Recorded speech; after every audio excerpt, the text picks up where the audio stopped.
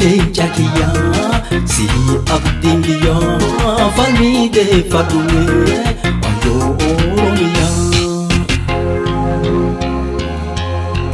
Lola gaafa walloo lola gaafa raayyaa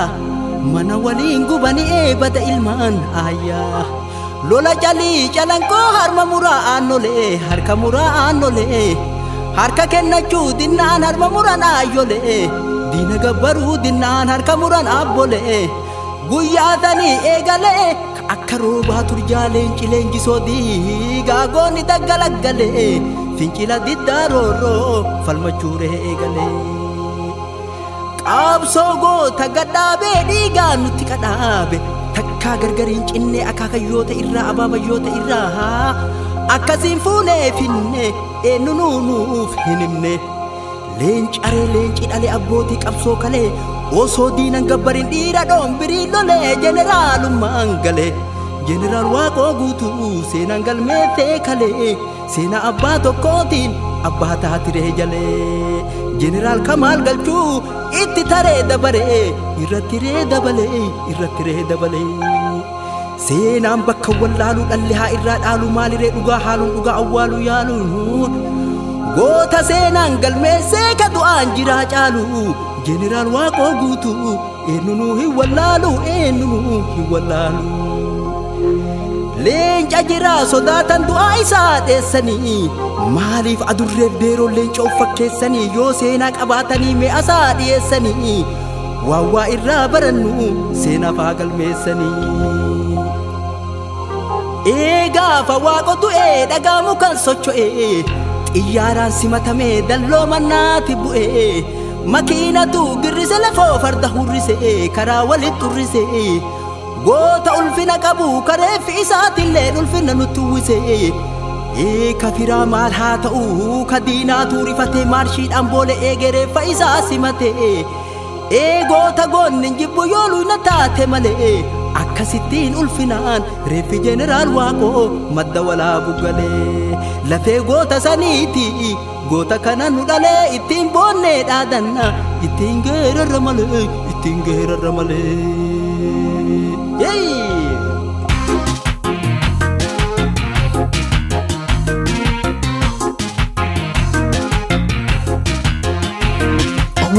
Leenca kiyyaa si abdiin biyyaa falmii deeffadhume wayyoo Oromiyaa.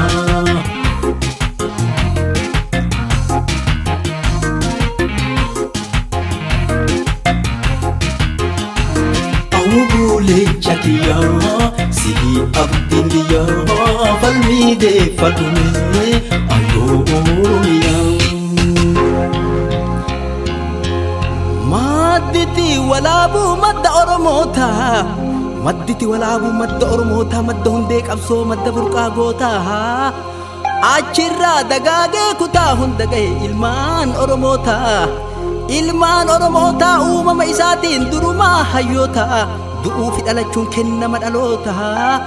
akka duuneen banne dhala itti aanuuf seenaan duune kaayuun haa ta'uu barmoota. Jabaadhu Oromoo qabsooteeti cimii gaaf tokko ni moota duuti waan hin oolle du'a seenaa qabu du'i akka goota seenaa goota dubbisaa dhageeffadhaa qalbisaa mee gurra naaf ergisaa daandiin qabsoo daggala goota jechuun algala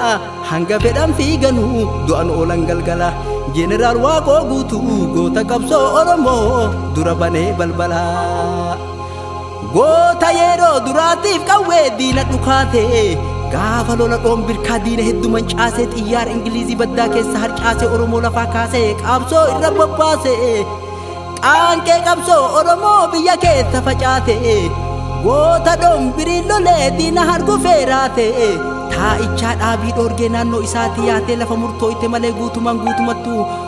Arsii Baalee diidaa dhiira bilisa baate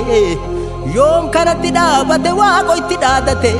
lammii ufii kaafate saba ufii waamate Booranaaf Gujii wajjin diina dura dhaabate warra waamicha dide gabrummaa nutti fide qabsoon gargariin cinne itti finiinaa dhufe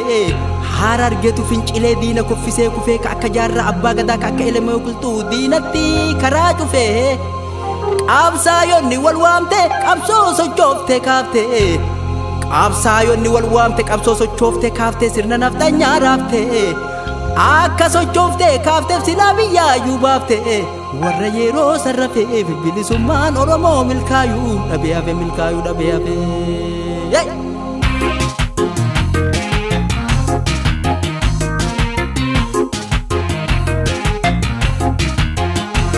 Awuguulin chakiyaa si abdiin yaa falmii deeffadhume ayoo Oromiyaa.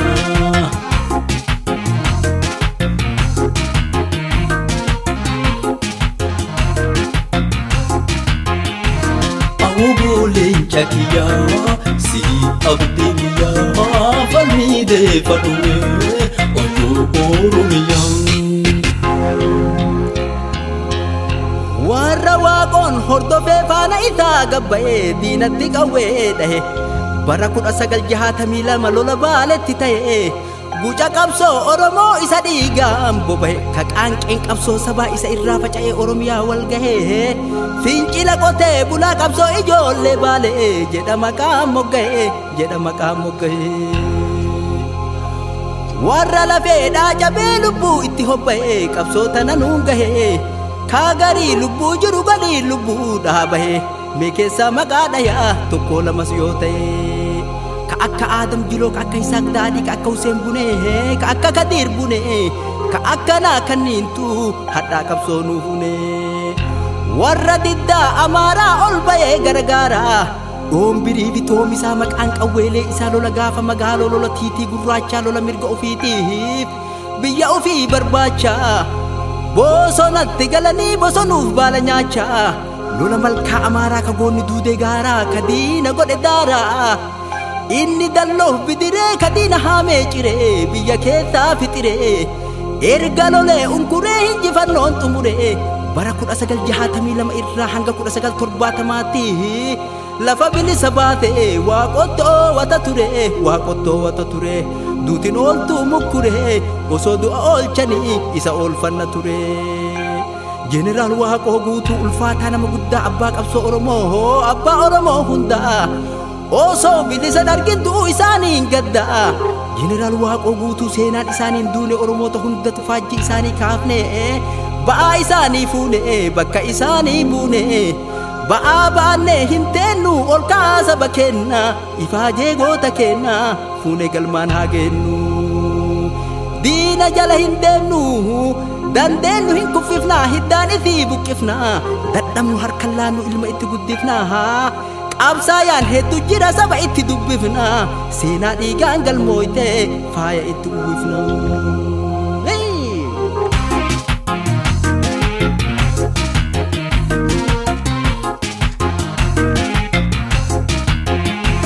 Awuguulin chakiyaa si abdiin yaa falmii deeffadhume harree Oromiyaa.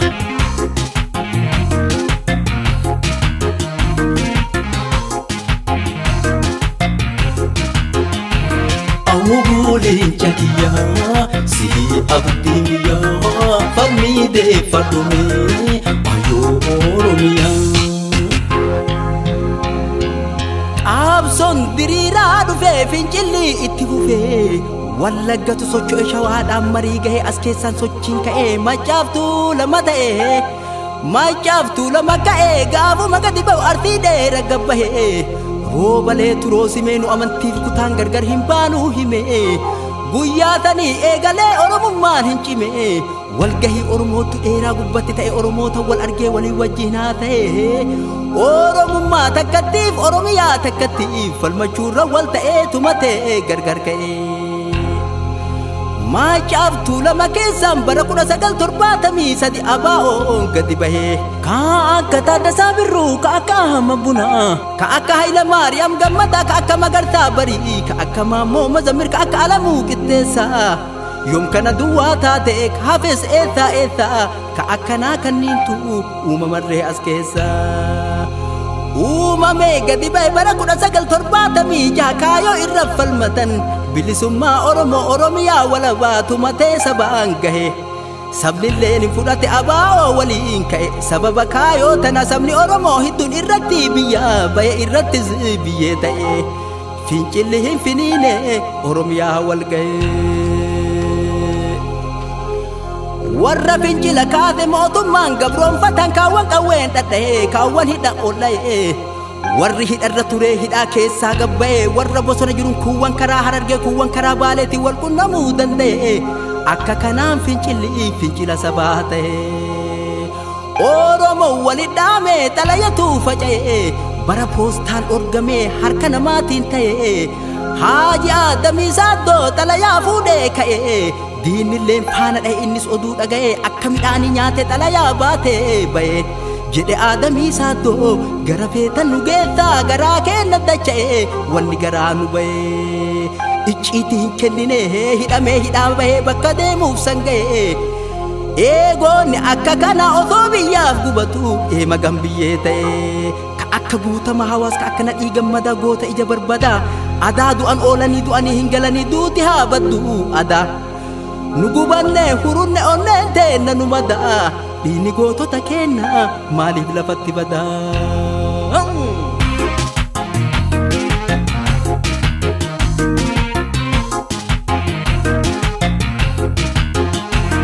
awuuleen chakiyaa si abdiin biyyaa falmii deeffadume